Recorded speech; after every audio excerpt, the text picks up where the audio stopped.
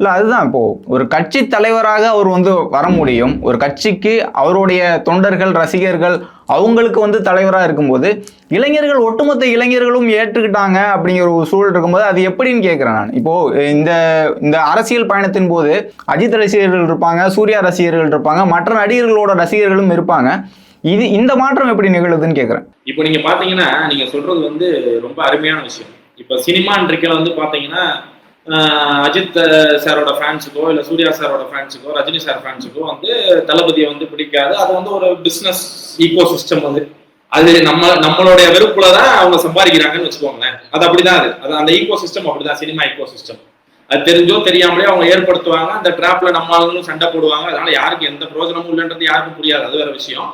ஆனா பட் இப்படி ஒரு சூழ்நிலையை கிரியேட் பண்ணி வச்சிருக்காங்க.